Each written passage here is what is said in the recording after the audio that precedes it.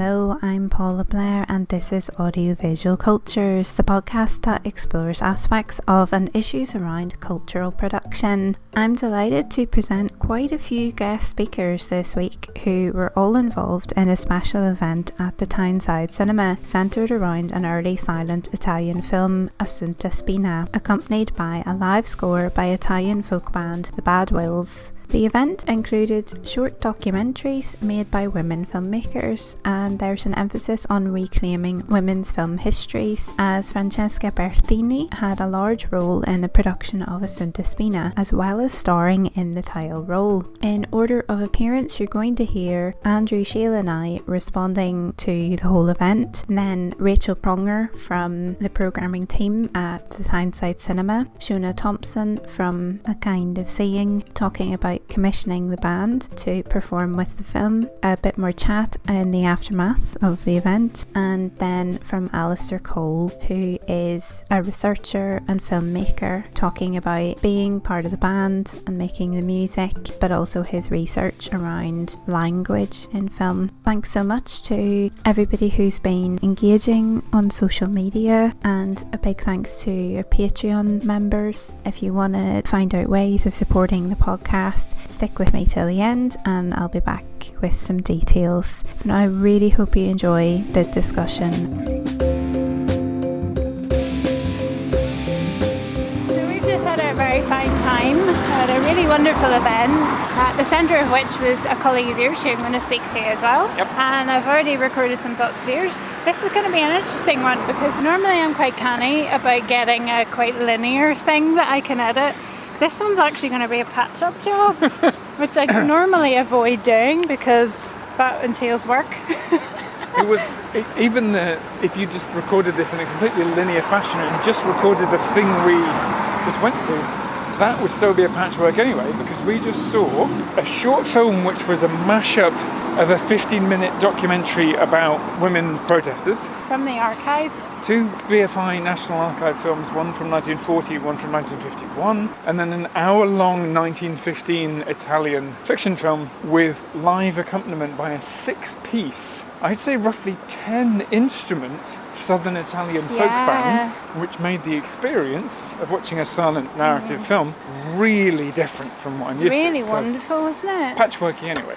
One of the most important things for me was the band's use of silence. Oh, yeah. A couple of other people have recorded have said this, and this was something that really struck me during the screening. There were a couple of moments in the film. So the film is, how would you describe it? It's a romantic drama. It's quite an intense drama. There are moments of comedy here and there. Alastair, in his introduction to the film, said there's two love triangles, but really it's a bit like a square. A love square, yes. Yeah. Put two triangles together, you get a square. The plot of it is remarkably simple. There's initially a situation of jealousy in a man about his lover's relationship with another man, and then after the other man cuts the woman in the face, and goes to prison for doing that, the woman gets with another man and he gets out early, and then there's a really rapid moment of yet again more jealousy about her relationship with another man, and he kills the other man, and that's it. There was the moment when it just suddenly ended, and I thought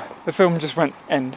Well, you could do that in 1915. I thought I was being told to get up and go home. Something like 2 or 3 reels too early. No, the film just went, that's it, it's over, bye. You can work out the rest yourselves, was the message there. And those two pivotal moments of violence, the immediate aftermath of the violence, the music had reached this crescendo, it became really frenetic, especially after the murder of Assunta's current lover, Federico, by her former lover, Michele. Is that right? I think it was Michele. In Italian, Southern Italian, but Michael, basically.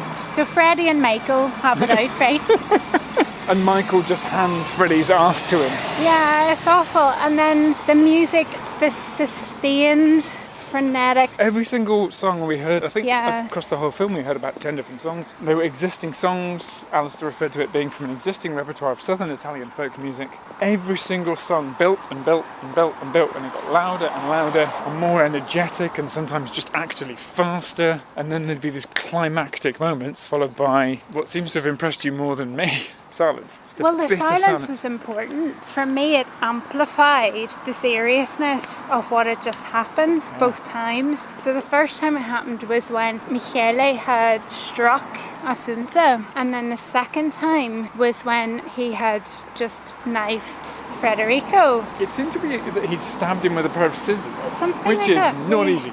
I'm speaking as if I've done that. No, Well, it wouldn't imagine be. the physics of it. It wouldn't be easy. But you just get this moment of gravity from the silence. I mean, I have, I suppose, a mild experience of tinnitus, so it really, my ears were ringing. It was painful, the silence for me. Very early on in that, I thought, everyone's playing into microphones. Everyone's got their instrument attached to an amplifier, and those amplifiers are set proper loud. Yeah. And it was slightly painful. It was so loud. Yeah. But I did get used to it. Yeah. And I think it was important that it was that loud. It achieved that. Yeah, I agree. It needed to push over the edge, especially at that end climactic part. And then when the music creeps in again, and it crept in at the start, it was just the drums. And they're very particular types of drum. I had a word with Alessandro, who was the percussionist. And as Alastair said when he did the introduction, Alessandro was going to be, his work was going to be really conspicuous. It was going to be percussion heavy music. Yeah. And Alessandro, there was that point where the scissoring had just happened in the climax. And he sat down in that moment of silence. And I could see him trying to slow his breathing. Yeah. Because he'd been standing up, holding one of those flat drums in his hands, and beating it really hard. So that it had exhausted him. He'd basically been dancing while doing it too. He'd been sitting down for most of the performance, and then as the music just suddenly, and it was when Assunta and Michele were arguing, isn't that right? Yeah. Before he goes out, and then in the street stabs. Meets Federico in the street. The instant he comes out of the house. Yeah.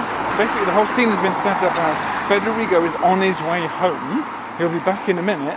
Assunta knows this. The viewer knows this. There's cross-cutting to show that he's leaving his work and he's on his way home. This is all very clear. So he's going to be walking those doors at any minute.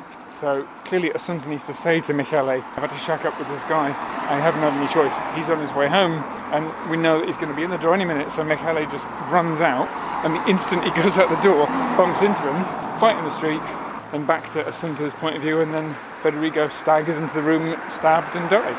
End of film. Well, not quite, because Assunta claims she did it, and she finds a knife and hands it to the police who turn up, and she claims that she did it. There are problems. I mean, it's 1915, it's Italy. There are problems in terms of domestic abuse, domestic violence. The reason why he's been away, as she shacked up with somebody else, is because he violently struck her. It cuts and scars her face. He's jailed for that. And she basically instantly forgives him. She instantly forgives him. She actually lies in court and he gets jailed anyway, and then pines for him. And the only reason he's still in Naples is because Federico, who was a court clerk, isn't that right?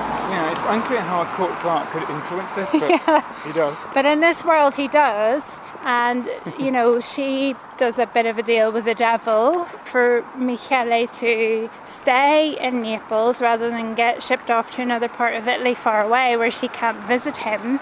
She does this, and then she has to become Federico's lover and partner, because there's no real sense of anybody ever getting married in this place. No. Which is interesting.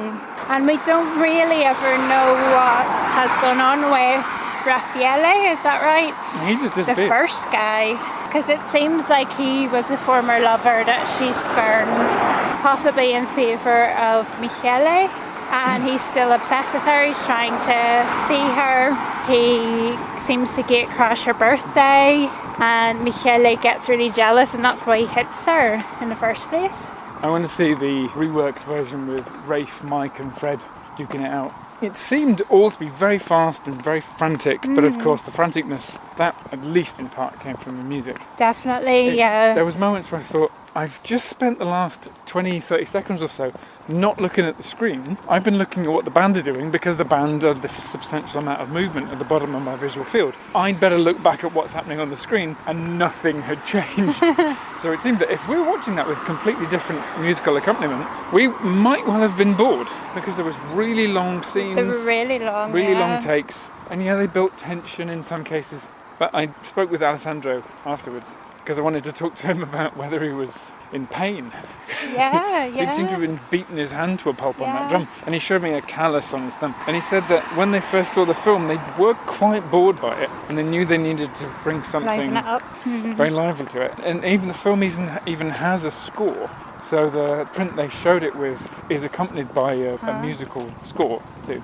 He didn't say when that comes from, but that it is suitable for the film, but that they wanted to do something that was much more intense, much more frenetic. Partially because, and I've listened to a few of their performances, because they're on the YouTube, and they're called the Badwills. Listen to them, and that's the main characteristic of the repertoire they play is frenetic. Yeah. All-night dance music, which apparently is the plebeian popular culture form of southern Italy, where the film is set. So all highly appropriate in that sense. And it may seem unorthodox when we're used to hearing silent films accompanied by one person on a piano, and I'm going to say it, by one guy on a piano. Usually, yeah. I've seen it with a woman doing it. You have? I have. Where and when? In Belfast, with Irish silent films. There's people who specialise in it, and This was American Irish silent films, to be specific. Was it the O'Callum films? I think they were more obscure than that, but I can't remember. It was a long time. It was the day of my PhD Viva, so I really can't remember very much. That was very, very dry. And you've done a talk with Stephen Horn, who's one of the chaps who does this, and Neil Brand is quite famous for doing Episode 12, this. folks. Go back and listen. Quite a classic, yeah. To Stephen, always class. listen to it all from the beginning. He's brilliant. But even with Stephen, because you remember, I was gushing about him because he wasn't always just playing the keys and piano. Sometimes he had the piano open and was playing the strings of the piano. So even that was really different and challenging.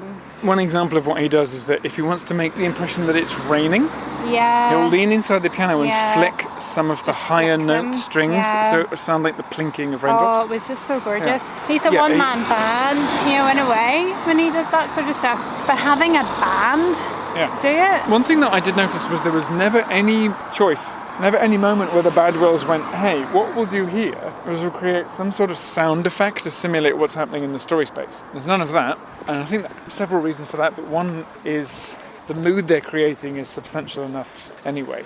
And the mood they're creating is not supposed to be anything like what it would be like to be physically present in the space. The mood they're creating is what it would be like to be Assunta, what it's like to have the subjective experience of a character. When you do that thing where you try and create sound effects to simulate what it's like to be in the space, you're lapsing into a different sort of sound. Well, I suppose what you're doing is you're trying to use the things you usually use to create non-diegetic sound, an incidental soundtrack. You're using those tools to create diegetic sound, say his footsteps on a floor, for example. Whereas they went, no, we're going to have none of that at all. We're just going to hit you over the head with what it's like to be in Assunta's skin. It was trying to find her emotional landscape through the soundscape, if that makes a bit of sense. Yeah. Because there was a lot of turmoil in parts. There were some really beautifully romantic parts. It's hinting, so I recorded you talking about that earlier, because that was just phenomenal. Because that vivid green, I don't think I'd ever seen that before. Yeah. I'd seen green tint, but not like that. And it was on this beautiful shot of Assunta and Michele in a little rowboat against the sunset, and it was just absolutely gorgeous. And the music at that point was beautiful. It was probably the most delicate. Yes. It was very romantic and beautiful, just really pretty. It was pretty, and it was just fine to be pretty. It was such a gorgeous image, and the green really worked. I was talking what counts as earlier in this reality, but might count as later in this podcast, about how certain tints appear really commonly in films of this period because A, they are by convention used to reflect daytime or afternoonish, and B, because they're cheaper than the others. And so that green was probably quite effective because it was used really rarely across the film. I gather it was one of the more expensive tints to use. I suppose what we're describing is on about 6 different levels, that was an intense experience. So colour, just how loud the sound was, the abnormality of having a full 6-person, roughly 10-instrument band playing at the same time. The particular style of music they were using, this was a lot more levels than you usually get. Yeah, but also the singing with it. Alastair did point out that that's rare, and that they've made a particular decision to use that member of the Badwills who seems almost always to sing when they're playing. Even though having a voice as part of one's music, it implies you're trying to dub an actor's dialogue. In spite of that, they said, we're going to do this in part because it's part of the cultural tradition we're drawing on, which is from around the place where the film is set, but also because it creates a certain mood which is supposed to reflect just what it's like to be our main female protagonist. And given that she was also the co-director of the film, it was appropriate that their singer was a woman and was singing mostly in dialect, as Alastair said, although we had to trust him there because it was in Italian dialect. But that was important, so it was not just Italian, but it was the dialect specific to the place. I just know a few words in Italian, and I picked up literally things like I would like, things along those lines. Things you learn, that song begins with those words. Oh, there it is again. So it's about something she'd like then. That's all. While we're on language, we had a bit of a chat with the band afterwards, and they're from various different parts of Italy, except for Tim, who's from Cornwall. Because they want to point out. Forgive him, it's okay. Tim from Cornwall. Because Tim was playing the violin for some of the time, and that did stand out as not being particularly Italian. And I spoke with some of the other band members, and they said, that makes us a bit of a hybrid band because that sound is not particularly Italian. Also, we were watching a print which, as is quite normal for silent films, was not one that was released in Italy. It was, that all those prints of the version released in Italy have not survived, so that's normal for a silent film. So the one that has survived is from Portugal. Yes, and the restorations had happened in Latin America. Yes. It had actually been put together out of 2 separate prints, and it seemed, although we may have to check this, that the intertitles were in Portuguese. And although they were also subtitled in English as well. I mean, there were words that looked Italian, but I just don't know what Portuguese looks like very well. But I know it's different enough that I would say probably was. I mean, it said at the start that they were Portuguese, and then we had the English translation. That was quite a European medley they were just involved in, wasn't it? It was an English subtitled set of Portuguese language intertitles, known at the time as subtitles, for an Italian-produced film. And they're clearly speaking Italian in the film. I would love to do a project with lip readers to identify moments when... What are they really saying there?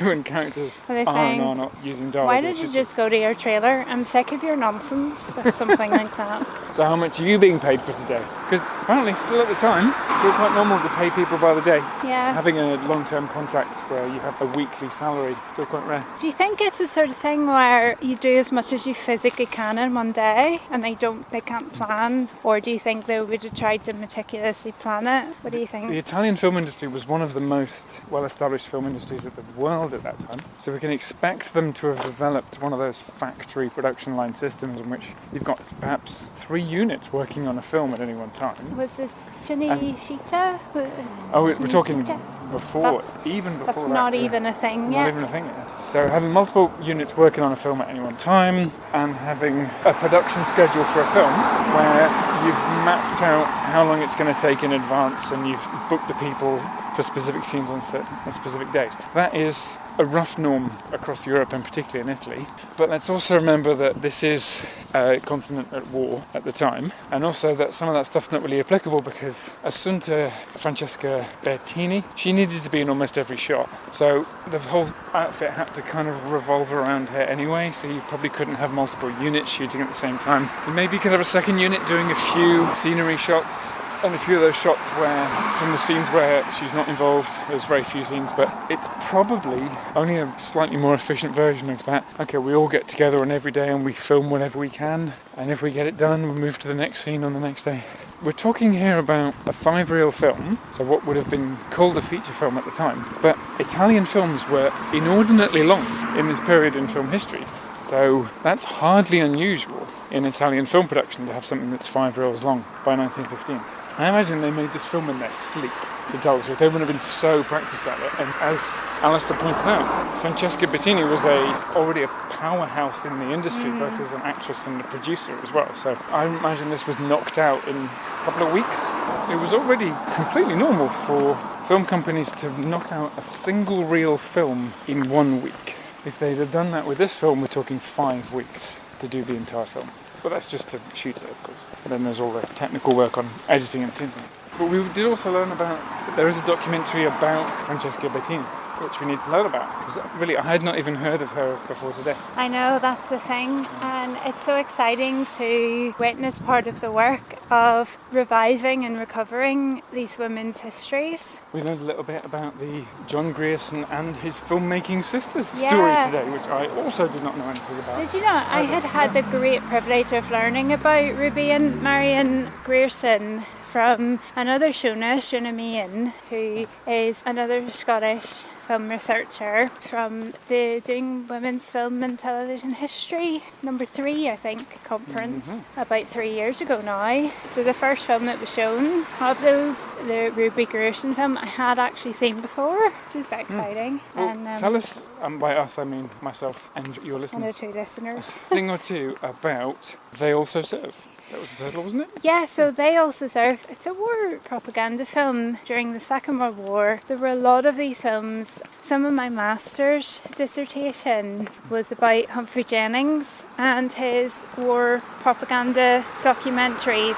So there were quite a lot of filmmakers under Grierson's GPO unit, the General Post Office unit, and we're starting to learn from this recovery research that actually his sisters were hugely involved in this movement as well, but of course have been erased from the histories. This one by Ruby Grierson was about a housewife who was basically mum to her whole street. And completely fictional. Yeah, of course. It's fictional, but it's the idea of stirring up the housewives, and it's actually drawing attention to the unseen work of the housewife and how important it is. So there's this very strong implication that her husband was a soldier and managed to survive the First World War, and now he's working night shifts in possibly a munitions factory, but a factory of some sort. So she's caring for him. Her next door neighbour is a young wife whose husband is a soldier in the current war, the Second World War, and she's doing a lot of looking after them.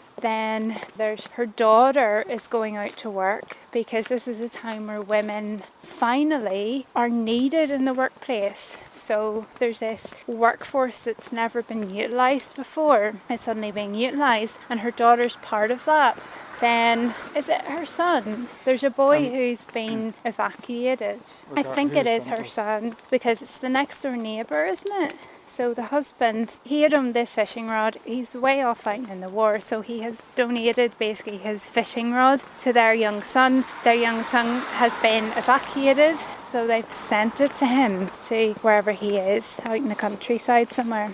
I suppose that's your framing device, that's your way into this family. And it's this wife organising everything. She's doing the laundry for her next door neighbour. She's preparing food for her because she's out to work all day as well. So she's keeping everything running. She is the unseen ticking over of everything. She is making sure everyone else's life is bearable during this really difficult time. We also watched Jill Craigie's To Be a Woman from 1951. Yeah. Both of these films made intense efforts to show just how much work women already are doing. Yeah. These are women who are working from the moment they wake up until the moment they collapse into bed at the end of the day. And finally giving it value, importantly. Because the second film from the early 1950s, of course, post-war, and it's what do you do with these women who've become part of the workforce, you know, and their fight for equal pay, for equal work. At this point, already having been holding the country up for 5-6 years. And Jill Craigie pointed out, well, her narrator pointed out, that the UK has already signed the United Nations Declaration of Human Rights, which includes equal pay for equal work. Yeah. That was a powerful piece We're still not. I mean, it's 2019 and we still need to put this message out there. That's scary. 70 years, mate. And just to add to the rather non-chronological character of this podcast, these two films from the BFI National Archives archive, so Ruby Grayson from 1940s, they also serve, and Jill Craigie's from 1951, To Be a Woman. Those were both being presented to us as responses to Assunta Spina, responses that we saw before we saw Assunta Spina. And they complemented it very well. I'd like to have actually seen them as responses, but I think the team behind it, they knew that we'd all be too exhausted after seeing Assunta Spina to watch the two more build-up, films. because Assunta Spina was an hour and the band were playing, and then they knew as well everybody would want to talk to the band, and so no, I think it was in the right order. That was a fine piece of entertainment at the time. So my name's Rachel Pronger. I am a programmer at Tyneside Cinema, and I'm also the co-founder of a project called Invisible Women, which I co-founded with Camilla Bayer in 2017. Invisible Women is an archive activist project. The whole idea of it is that we find exciting and interesting films that have been made by women from the film archive, and we screen to public audiences, and we draw attention to the stories of the women behind the camera, and also to the amazing work that does exist in our moving image archives. And we also ask questions about gender and the archive and politics, and why certain films get preserved and certain films don't, and why we know what we see and what it tells about cinema history. So for the Assunta Spina project, I chose two films that were a kind of response to some of the ideas and themes that come through Assunta Spina. I was particularly interested in themes around women in labour and also women in resistance. The first film that I chose is called They Also Serve, which is from 1940, and it's a short propaganda film that celebrates the silent courage of women during the war. The film is directed by Scottish filmmaker Ruby Grayson. She's a sister of a better-known filmmaker called John Grayson. John Grayson is often referred to as the father of documentary, and he's seen as a pivotal figure in the development of the genre in the first half of the 20th century. But what I find really interesting about John Grayson, and what myself and Camilla have really dug into with our Invisible Women project, is that John had not one but two prolific filmmaking sisters. Ruby is one of those sisters, and the other is Marion Grayson, who was also another fantastic filmmaker in her own right, made some really interesting, quite experimental documentaries in the 1930s. Both sisters were really prolific, and there's a lot of evidence that they also worked uncredited in a lot of their brothers' films as well. Ruby in particular was credited after her death with pioneering some of the key documentary innovations that John is widely celebrated for. But what is also really interesting is both Marion and Ruby stopped making films quite abruptly around 1940. Marion stopped because she got married, and Ruby because she was killed by a torpedo while on her way to film in Canada. And for years, they've been kind of written out of film history, and their films have been buried and forgotten, while the kind of star of their brother John has only risen, and he's very much in every textbook. So it's really exciting to see their films screened for public audiences and to talk about why those films might have been forgotten and why their careers were curtailed.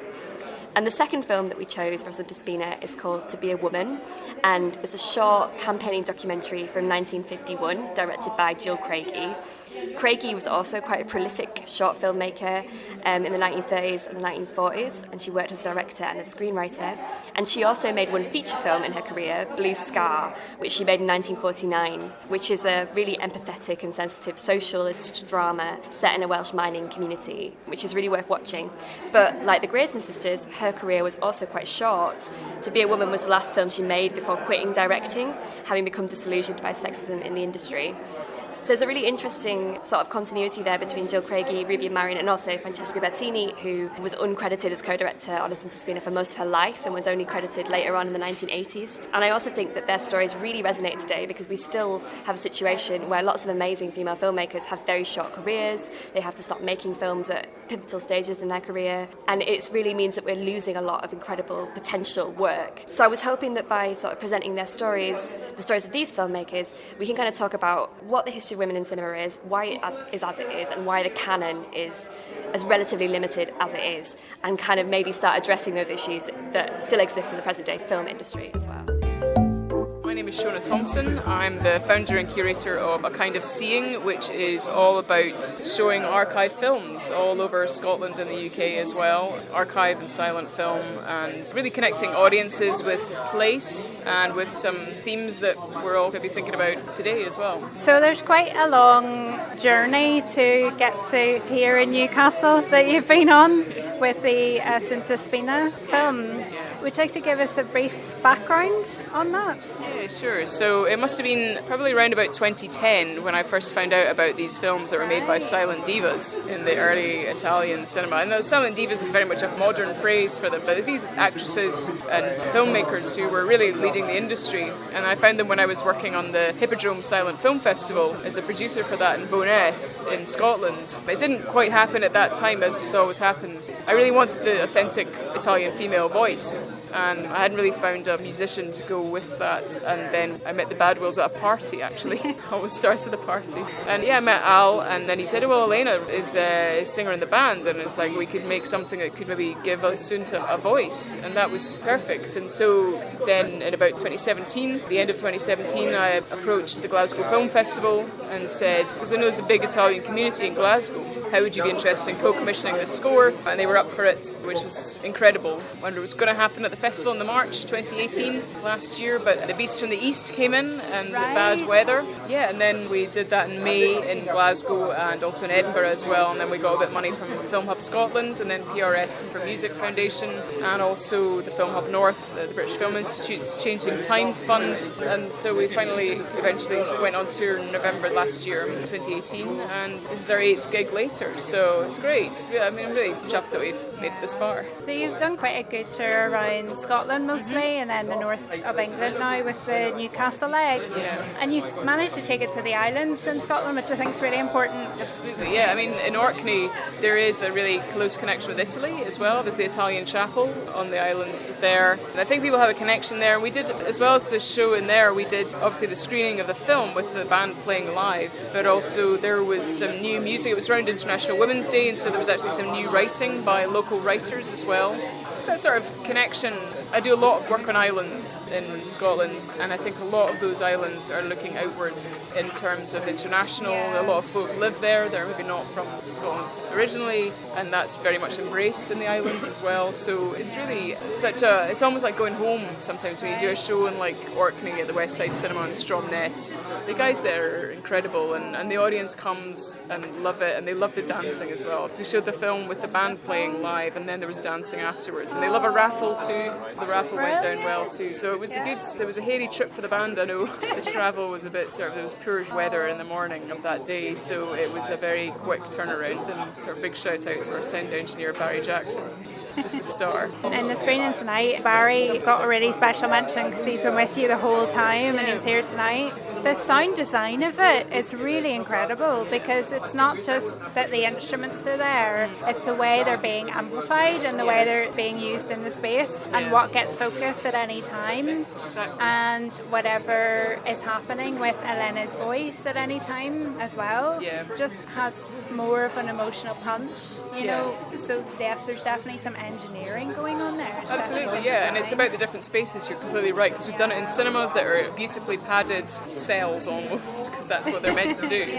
for their, you know, Dolby surround sound systems. It's very, compared to somewhere like Stromness Town Hall, which is like a big echo chamber basically, so that the minister could give a sermon, and then you've got Life Arts Centre in Caithness, which is very much a theatre space. It's a beautiful space in life as well. Yeah, it's been quite a challenge, I think, not a challenge for Barry, because he's a brilliant sound engineer, but it's been great knowing that there's somebody, and I think that's really important for me as a producer of an event like this, is that I don't pretend to know how to do the sound as well, the technical side of things, and to sort of work with teams and work with a sound engineer as well. I mean, tambourines are really difficult to amplify, and Barry knows the stuff because he knows the band, and that's really important. It was slick. Yeah. I am not a sound expert, but it was proper slick. There were times when I was getting distracted by just watching the band in awe of them, and wait, I should probably be watching the film and just listening to them. But just what they were all doing together was really incredible. Yeah, so. I mean, it's one of the things about silent film with live music, isn't it? Sometimes you forget that there's somebody in the room playing, and then other times you're just obsessed with what the musicians are actually doing. I always think there's a moment when just after the big climax climax at the end, it all goes silent, and then the film carries on.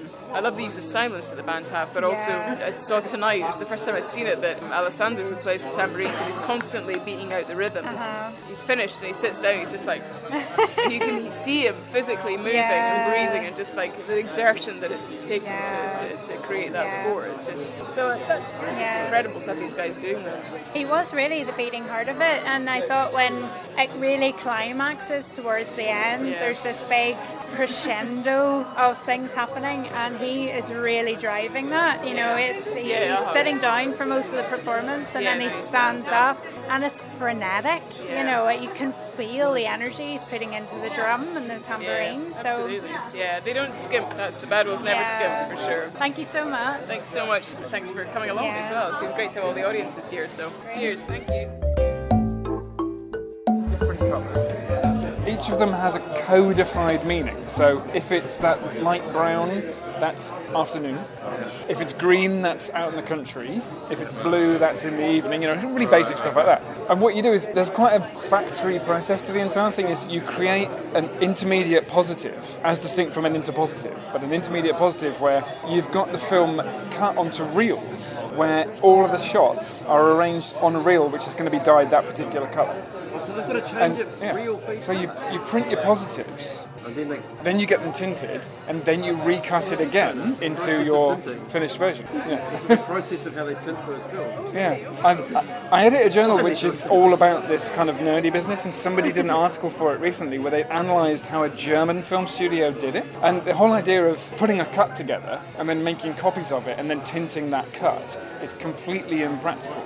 So what you have to do is you have to decide what your cut's going to be, then create a cut which is, that reel is all of this colour, that reel's all this colour, that reel's all this colour. So you make a cut which is completely out of order, and then you recut the entire thing for every single positive print of the entire film, having done the tinting. So it's quite labour intensive to create the colour version, but you can charge more for it as well. There were scraps of indications of that because the intertitles had those numbers on. Those were clearly about, okay, person who now has to cut the tinted version into the positive, get it into the right order. There would have been numbers on the leaders of each of those shots. Then those numbers would have had to correspond with what intertitle was going to come after it and what intertitle came before it as well. So having those numbers on the intertitles seemed to be part of that process. I mean, I don't know, we forgot, you kind of forget with it, but when we first saw it, we're like, oh, that's weird. And I assumed it was an emotional thing. It was clearly codified. You got the rhythm of it, but I always forget him to mention it because it's become really normal because we've seen it 80 times. Sometimes it is like outdoors and indoors, but it's not necessarily like that. Yeah, and it was a system which kind of got cobbled together over the course of about 3 or 4 years across Europe, where somebody just went, hey, we can use these colours. Clearly blue is evening, right? Yeah, it's blue evening, and everyone just seemed to go, oh, yeah, okay, blue is evening. So, after every year that wobbles, that becomes the convention, and then that expense creates a bit of pressure because some of the dyes are more expensive than other dyes. So we saw very little green. I think that was one of the more expensive dyes. And that kind of russet light brown that we saw that was mostly daytime stuff, that seemed to be the dominant one. Even though that climactic scene could have done with more emotional charge than that colour, that relatively banal kind of standard colour, that was the one for that time of day. That's already, there's a kind of informal rule that that's what you colour that time of day.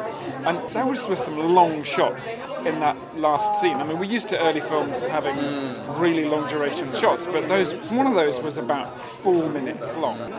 Stage actors, of course, as well. But it was like theatre, wasn't it? Yes. The use of chairs.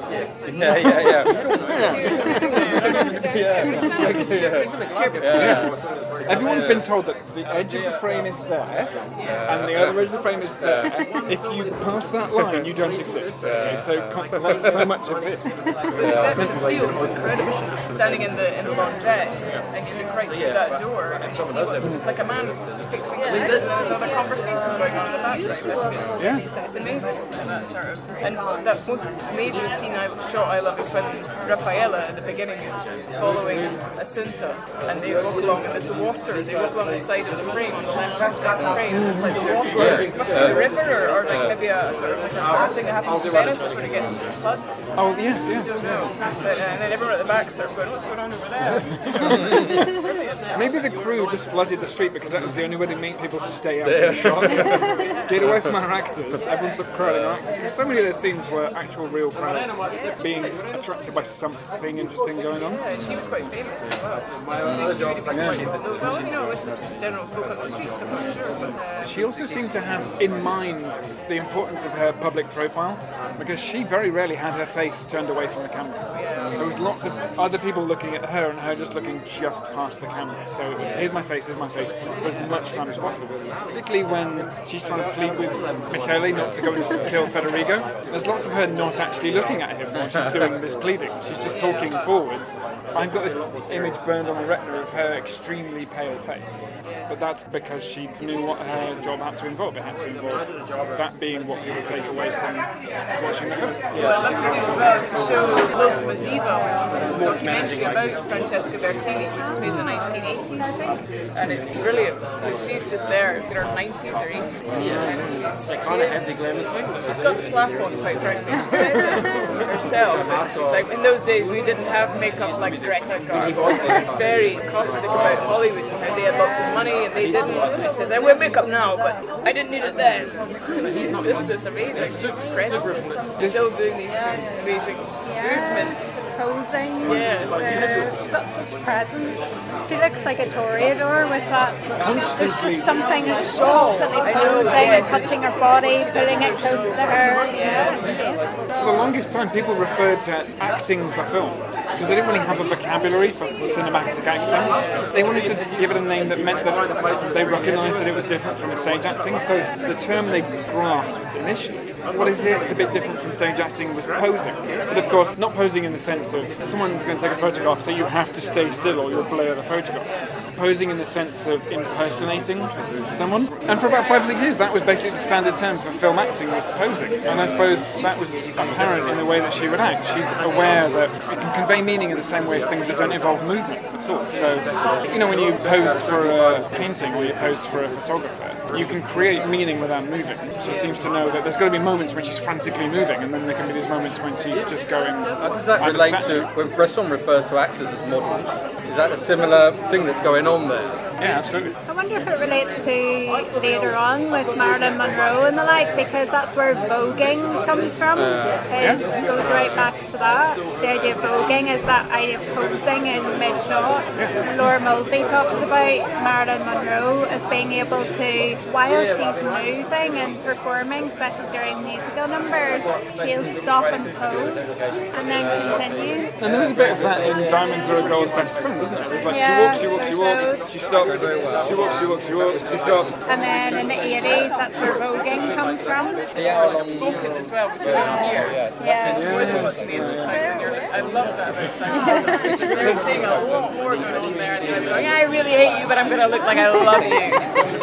You have no idea what they're saying. Apparently, people who could lip read at the time, they have quite a laugh because they'd say, okay, by and large, people are saying things that fit with what we're being told they are saying, but every now and then, somebody does a little joke where somebody goes, your eyes are too close together, and there's nothing at all to do with what's going on. So you can see that kind of behind the scenes trying to corpse each other thing was going on even in the 19th. My name is Alastair Cole. I'm a lecturer in film practice at Newcastle University. I'm a documentary filmmaker and a part-time musician and an academic, so a sort of filmmaking scholar, a practice-based researcher if you want. And I'm part of a unit here at Newcastle University we call Film and Culture Lab, and we've got a couple of undergraduate programs and PhDs and postgrads. But really what we're about is exploring the world through documentary filmmaking, through non-fiction filmmaking, and engaging with cultural studies, anthropology, media studies. We're housed within media, culture and heritage. So we sort of bring those links together and really look at practice, and specifically film practice and non-fiction practice. We'll maybe come on to your research and your practices research in a moment. Maybe we can just firstly reflect on how you feel about how your event last night went with the Badwills and Assunta Spina. Yeah, I mean, it was fun. It's a project, a live score project that I've been working on for almost a couple of years now. And this is the last stop in a tour that we had all around Scotland. We just did 8 shows on a tour. And it's been quite a big undertaking. It's been a really interesting process as a musician, but also as a researcher and as a film scholar as well, to take a film and to take a commission that was, the original project was a commission to write a new score for this film. And that was given by the Glasgow Film Festival in 2016. No, sorry, 2019 now, in 2017 it must have been. We took that and the first performances then, and then we took it and repackaged it and worked with a woman called Shona Thomson, who is from A Kind of Seeing. She was involved in the original commission as well, and the idea behind it was really to explore traditional music and traditional southern Italian folk music, which we played anyway as musicians. It's what we've been doing for 10 years, to see how that might work as a soundtrack. It's done well. I mean, last night, this is the first show we've actually had in England. Not that there's a great difference in audiences between Newcastle and Scotland, but I think we have a public in Scotland that come to our shows that sort of know us. So this was interesting because it was also, the music itself was fresh to a lot of people's ears. It wasn't, known to most people in the audience. So that was quite fun, and to be able to introduce this genre of music and what we do a little bit to a new audience is nice. And yeah, we got positive reactions, beautiful cinema to play in. As a musician, it's great to play in cinemas because they sound amazing. The deadness of the sound is great. And you have a seated audience. They're not drunk and dancing, and they're actually listening to you, so it's quite nice.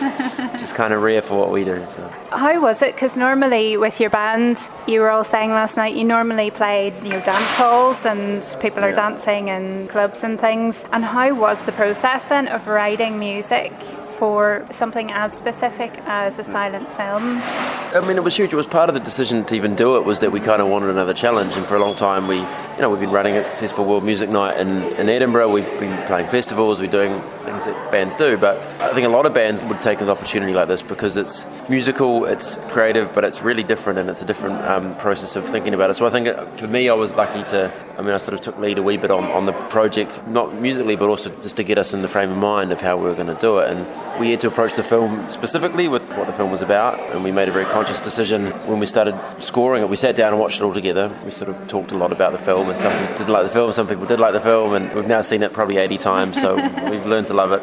But it was also the role of the soundtrack in that. What was that going to do? What was the actual nature of this? And we were given a very open slate by the Glasgow Film Festival and Shona, and I always said it was what we wanted to do was try and fit this traditional repertoire in. We had to write a lot of pieces to make it work, but it was more the perspective that was interesting, and we had to decide as a band at the start what we wanted to do, and we sort of somewhat collectively decided that it was about getting inside Assunta's head, and we were going to be her voice, we were going to be her. So it's quite a complex film anyway, and there's a lot of different understandings people take from it. There's a lot of different readings of that film depending on who the audience is, and it has been historically as well in Italy as well. People read it very different ways. So we were partly to give the voice because we were going to use sung traditional songs as well. We wanted it to be her voice, and we wanted it to be her heartbeat and we were going to be inside her brain, and we had to go run with her as much as we could to the film, which is a good restriction because suddenly you're kind of restricted in what you're doing and how you're doing the score. Otherwise you can really follow the film itself and you can imitate the film like maybe a score would normally, or you can be a soundtrack and actually do the sounds of the film if you want. But we consciously stayed away from that and just tried to get into Assunta, and you were in Assunta hopefully for 70 minutes. That was the idea, and like it or love it, that was the idea for us. Could I ask you as well about the decision to use silence, because that was something that had a big impact on me, especially watching it. There's these 2 moments in the film that are crucial, and something quite massive happens, and the impact of the music suddenly, very abruptly just stopping for a moment, and it's quite an unusual. I think a lot of soundtracks don't necessarily value silence enough. Yeah, I think we sort of were feeling our way through this a lot, and we talked a lot about that, and we wanted to do that. We didn't always know when, and we knew that there was these kind of big 2 dramatic moments. I think it just felt right, and it was also about what's before and after the silence as well, and both of them had very intense pieces of music before them, and then to re-enter also, again, that's sort of where we thought Assunta was at that point as well. Those moments of silence were Assunta's, like when everything went black for her in some ways as well, and everything had collapsed around her, and that was a bit, I think good sound designers do it as well in a way, like if they put you inside the head of someone, or a good cinematographer as well. And so while we did it with music, it relates back to that perspective thing, I think, and it was conscious, and I think it gets exasperated when you suddenly have 6 musicians bashing away at your eardrums for 20 minutes and they suddenly stop and they're like, God, that's right, there's a room sound going on here. But it was very effective, we felt a lot. But there's I mean, there's been some incidences where it has to be really silent, and there's been the odd audiences that have kind of laughed because it's a very, it's a classic silent film where there's a lot of overacting to explain things. Yeah. And some audiences just thought it's hysterical and they would just laugh at this, and that kind of screws it all up. But in a way that's like I said, people take it different ways. But we had this incredible show in Edinburgh, like a really great full house. There's a scene where, like in the middle of the film, where something very dramatic happens, and I'll explain it because it's Assunta's wounded and she's rushed in, and everything drops silently. But at that moment, in the outside of the venue, there was a police siren went past. Oh, wow. And it was the most perfectly timed siren you could imagine, because the police would have been arriving at that time. Like, it was hysterical. And everyone burst into laughter. It was hysterical. We were struggling to play because it was... But then you kind of have to keep going, because then the re-entry needs to be really dramatic. But you also lose the audience if you don't have the silence really bang on. So last night was nice because it was a cinema and it was closed. When you're at some of the venues we played at and there is outside noise, those silences need to be silent or they're not as posted. Yeah. So laughter or stray police sirens can really throw you off. Just to ask about yourself, what's your dual life like as an academic filmmaker and then a musician as well, and how do they flow into each other? Yeah, well, it started, my life as a documentary maker kind of came from music a little bit. I studied music in my undergrad, I was always playing, and I studied a lot of ethnomusicology, and from that ended up into anthropology. Kind of decided I would keep music on the side, keep playing, but from anthropology was working in films and worked in sound in films originally, because I knew enough about mics that I could get on there, and I was fascinated by the documentary world, and really came at anthropology through ethnomusicology and working sound in films, and then started making my own films. So they've always kind of lived in parallel since then, but then this opportunity for this project came up, and it's actually the context of Newcastle University is quite interesting, that we have a School of Arts and Culture, that within that is music, film and heritage as well. And this project, it suddenly fell into all three of these cases, which is rare, especially for, to cross three areas. You might get the odd soundtrack project in film, but this one was a genuine piece of, an opportunity to explore them. And to be fair, it's a bit off-piste for me in some ways for what I do. I normally would make my own films. I explore a lot around language, subjects around within linguistic anthropology, but exploring them through film. And I write a lot about subtitling and translation, so that's kind of been my main area. But this was an opportunity to try something else out, to also explore practice-based research through performance. Because it was a live project, we're going to record it, and we're going to the studio next month to record it, but actually the prerogative was always this live experience, and it was about live cinema and the impact of that and the audience response of that and playing it live. So while I don't know what we'll do with the recording, but it's these 10, 12, 15 shows or whatever we've done are the kind of heart of the practice, if you want. And we have a written score for the whole thing, but it's really about these performances. And that gives you a bit more to grab onto, I think, when you're reflecting on it. And so, my practice itself is broadening, which is nice. And the research I mentioned about the film, the kind of goals of it, but the research is very much about exploring the capacity of a traditional repertoire, like Tarantella Pizzica, to be a soundtrack and to work in soundtracks. So as a filmmaker, I work with composers a lot. I have actually scored my own films in the past as well, with some of the musicians there. But I've worked with composers, and, normally you have a remit, and it's very much from scratch. You've got a blank canvas for a composer. But that's not actually what we wanted to do. We wanted to see if there was a link here. This was a film that had its roots in traditional Neapolitan opera and traditional Neapolitan music anyway. The story of Spina is in some ways quite traditional, and the cutting of her face that happens is unfortunately very set within Neapolitan culture. And still today you can go to Napoli and you can see especially older ladies with scars on their face. And we've had Neapolitans come to the performances and be in tears also because of that, because we extract a little with the music, but also the film does really relate to life there. So we felt it was quite an important thing to not just go with the blank canvas and to relate this to the music, the repertoire that we knew well, but we also wanted to explore more. And it worked. And I think there's been some great soundtrack projects out of Scotland, and if you think of From Scotland with Love, which was done by King Creosote, set in the folk tradition but original music. He took bits and pieces, but really to restrict us to say we're going to just use this repertoire, we're going to dig and dig and dig until we find the songs that work, we're going to rearrange them and twist them and push them and prod them in every which way we can to make it work. It was fun, and it meant it became a collective research project about digging through the archive, digging through traditional songs as well, and going and just finding old records and recordings. And our singer Elena Zinni, she had studied a lot with Giovanni Marini, who's quite an amazing singer in Rome at a music school called Testaccio, and she's a collector as well, a song collector. They have these amazing corpuses of books and songs that have been collected in villages, and once you can start cracking over those repositories of music, you can really find links musically, but also a lot to do with the words and the themes of the songs that were there. So there was often songs there in that soundtrack that the themes of the songs, even if we weren't singing singing them, they were chosen because of the nature of that traditional song had a relation to what was going on for Assunta at the time. And there's very few people that could watch that performance. There was a couple there last night, which was nice, Sicilian and Neapolitan speakers, and they know the songs and they also know why we chose them and they understood the words in relation, and it was nice, but it's very few and far between anyone can be in an audience and understand the words. But that's fine. For a lot of people it's nice, they don't understand, they get a sense of the drama through it, but there is a very strong link between them, and so it became this great research project. For a whole winter basically we did that, and I got to dig through a lot of archives finding these pieces and sat with the guys and sat there and keep working piece by piece and section by section and going through it until we had something that we felt worked. So it was research on that level, and then to reflect on this ability to put female vocals on a silent film, which is taking a lot of initiative, but prerogative. Like, it's not really your right to give a voice. Is it your right to soundtrack to do it? We can do it because we've got a blank slate for this project, but a normal composer wouldn't do that, not in the middle of a film. A normal filmmaker probably wouldn't give the composer the chance to do it. So we were taking a lot of liberties, I think, but we always thought as long as we stayed with Assunta and stayed in her head, and the words we were using, because we weren't rewriting the words, we were taking them from traditional songs, we were taking certain verses or we were taking lines and having specific ones that fitted, then it was about relating it back to this bigger culture of Southern Italian folk music, folk cinema, folk storytelling, and this wider cultural document that is the film, and to link it all together. So yeah, a lot of that is just interesting and fun to do as research, and I think hopefully we can have this recording and people can look at it as a bit of an example that it did work. I think we got great feedback, and we think that the moments of the voice do add something to that film for a new contemporary audience, for an audience that would never have seen that film otherwise, that would never have seen 1950 Napoli and wouldn't have heard of Francesca Bertini. And that's also the beautiful other thing about this project, is that it explores this invisible history of these amazing female filmmakers and actresses and producers, and they were rock stars, they were absolute rock stars, really. And Francesca Bertini, up to the 80s or 90s, was written out of these credits.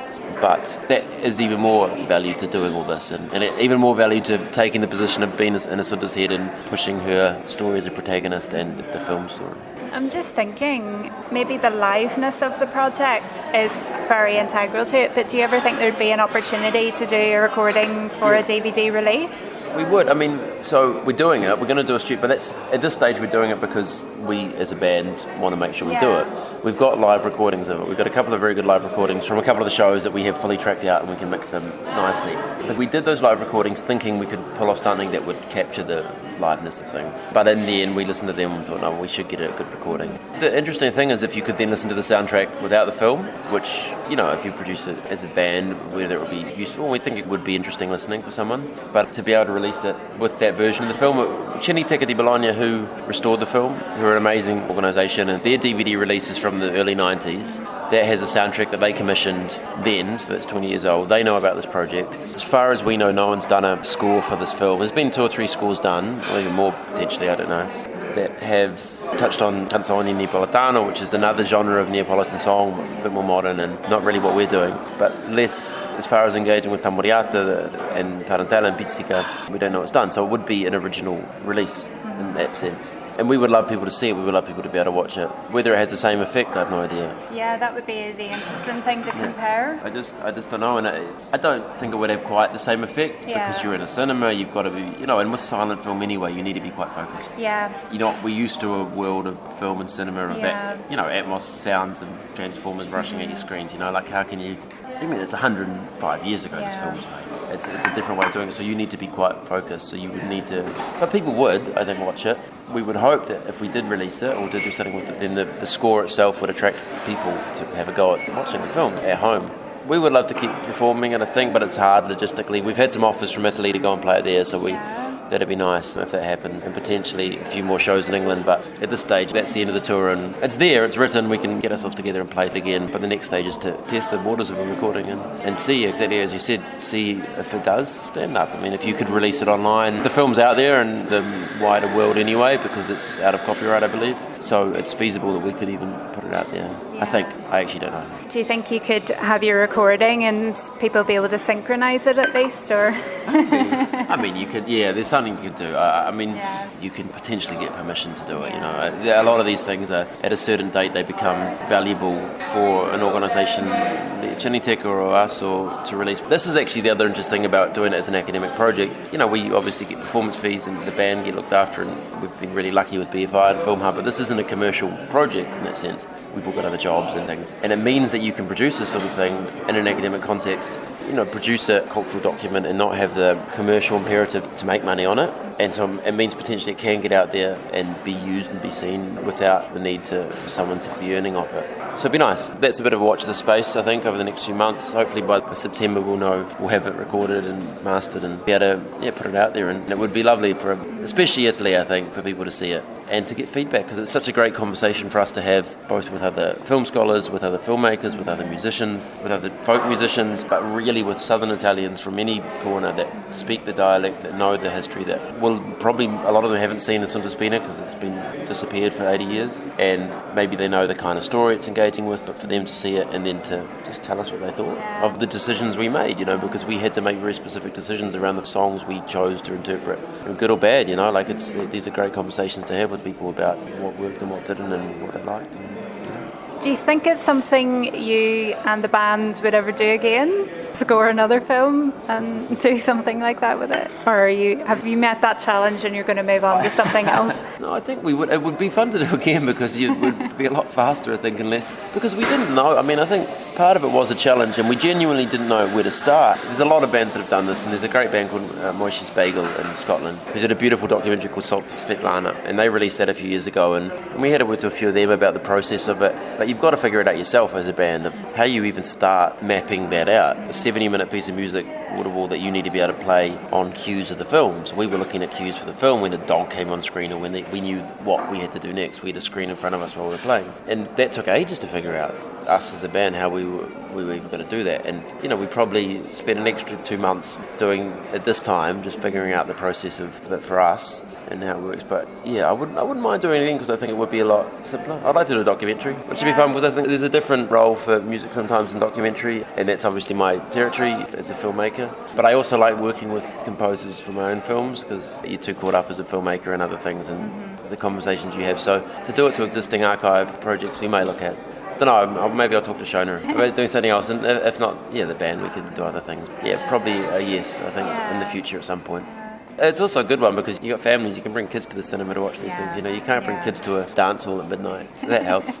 I'm just wondering, as a documentarian, and for so many examples of early cinema, there's so much unplanned, there's so much contingency in an early film. It's honestly one of the reasons why I got really into it. Yeah. I remember talking to Shail. Dr. Andrew Shail was here at Newcastle about this film when we first got the opportunity, and I was like, do you know anything about diva cinema in 1910s Italy? And he was like, kind of, let's talk. And he gave me a brief rundown, and it really wasn't my territory. But as soon as I saw it, and I suddenly did a bit of research and started looking in the background and realising it was this precursor to neorealismo, and they were standing on the street with cameras watching it, then the documentary value is incredible, and it really does act as there's a scene and they're acting out, but the background is spontaneous half the time. People are just walking around, and so then you have this amazing window into what any good documentary does. It provides you a window into a world, and that film as a piece of archive is absolutely as valuable as any documentary of that time. And I think that's part of the attraction of the whole project, was that once I sort of got my head around a few things about the film and how and why it was made and what it did, and even its role, I think as a documentary filmmaker you're always interested in how films, I am interested in how films are received and the impact of them at the time. And this was a big film, Assunta Spina was a massive box office success in Italy, and at the time it made Francesca Bertini one of the highest paid, wealthiest people in cinema in 1915, but that all got forgotten very quickly after that. That cultural significance of it's been remade in Italy in the 70s, I think, and so it's got a place within, especially Napoli and Italian cinema history as a story, and I think that side of it as well is great to explore and to get involved with. And it's always about, in some ways for me, and what we do in the relationships with today and the society and the real, if you want. And you can find that in a lot of places. You can find that in any cinema if you want to go down that path. The cultural significance of a piece of cinema is still super fascinating. Do you want to say anything about your research more generally and your films more generally? Yeah, it's interesting to think about the links of this and also the language links. I've always been really interested in language and linguistic anthropology, and that was, as much as I came through ethnomusicology into anthropology, I particularly started to explore subjects around linguistic anthropology and language and society. And this project, like I mentioned, was about revoicing, giving voice in this role of female voice. It was a fairly tangential, but it does link to my other work. My previous film, feature film, which is out now, It's called Colours of the Alphabet, and that was an observational documentary film shot in Africa over a course of a year. We were exploring mother tongue education, but there was a sense that it was about silencing a voice as well and silencing a language. And I write a lot about that in my research and about the ideologies around language choice and the ideologies tied up within multilingualism. And the films explore that, but through the lives of 3 grade 1 students going through their first year at school. Maybe more on reflection, I see the links of these interests, and it is like any academic, you go down paths that interest you. But that work and my previous work, it has a specific impact. We released the film Colours of the Alphabet last year in 30 languages across Africa, and that was part of an ESRC impact project that we translated the film alongside a distributor called AfriDocs, who have a broadcast channel across all of Africa. But because the film was about language, it was about multilingualism, we wanted the film to also function in a way that was reaching linguistic communities, but also saying, listen, media can be produced in Indigenous languages. We were making an argument in the film about the importance of Indigenous language education. Let's make the film function for that as well. We rolled this project out and involved training 50 Indigenous African language speakers from across Africa. We trained them in translation and subtitling skills, and we created a workshop and gave them the job when they completed the qualification, and it was a paid job to work on the film, and that became the first credit. And as a result of that, we're launching an African Film Translation Network. The translators from that project are forming the basis of, but it's a place that filmmakers can go to. They're releasing a film across Africa and find ways to get your film into Twi or into Nyanja or into Bemba or into Shona and languages that are spoken by millions of people, And so there's the big languages, there's Swahili and Zulu and these languages that people know, but actually there's millions. Like the count that we had for the 30 languages we did covered 480 million speakers. And there's a massive distribution network online now on phones. There's Wi-Fi down there, There's a lot of ways people can consume media, and why shouldn't it be available in their language? And, we did it out of the 30 languages we did. YouTube had capacity for 8 of them at the moment, and they weren't going to budge, interestingly. We had to hard code them in for a release that was done. It was locked down to Africa. It was free across all of Africa, but we had to hard code the subtitles in because they weren't options. There was even a point where we were advertising in these languages and we were getting blocked from advertising because they didn't believe it was a language.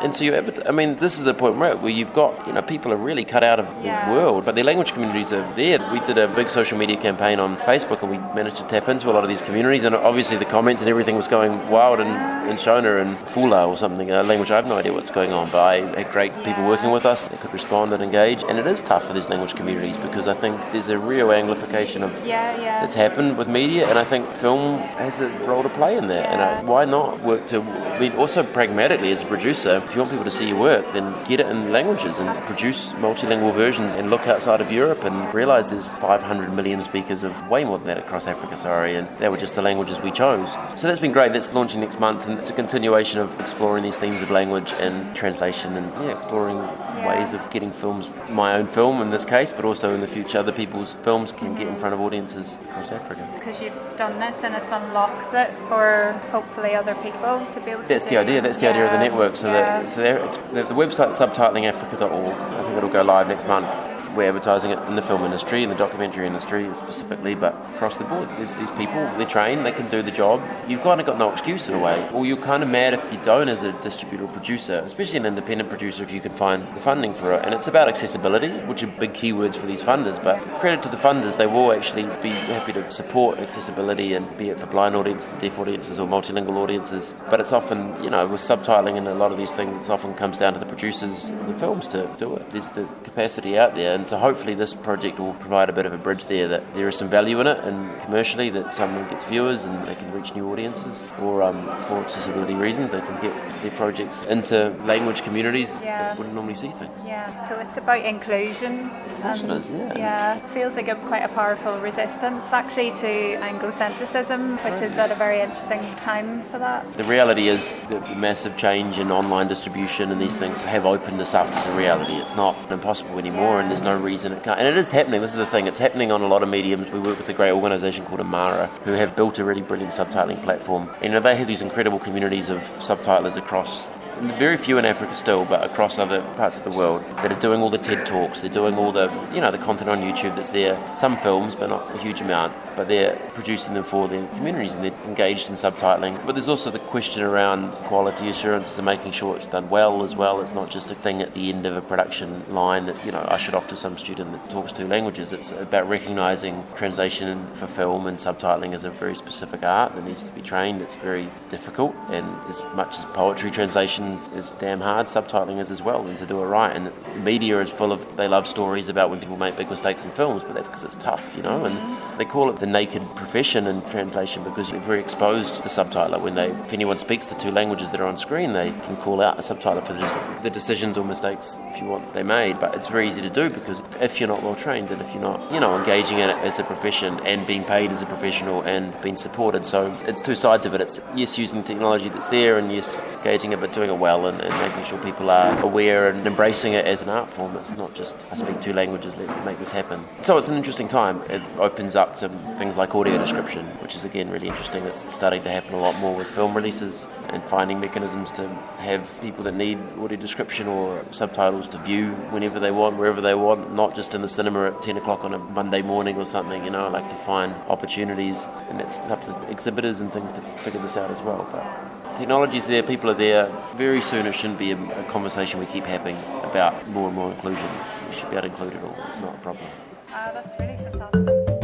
You've been listening to Audiovisual Cultures with me, Paula Blair, and huge thanks to Andrew Shail, Rachel Pronger, Shona Thomson and Alastair Cole. This episode was recorded and edited by Paula Blair, and the music is Common Ground by Airtone, licensed under Creative Commons Attribution 3.0. If you like the show, please help cover production and distribution costs by donating to paypal.me/PEA Blair and liberapay.com/PEA Blair. Please rate, share and subscribe on your chosen listening platform, as this helps others find the show. For more information, visit audiovisualcultures.wordpress.com and follow AV Cultures on Twitter and Facebook. We've also got an email address, which is audiovisualcultures@gmail.com. Thanks for listening and catch you next time.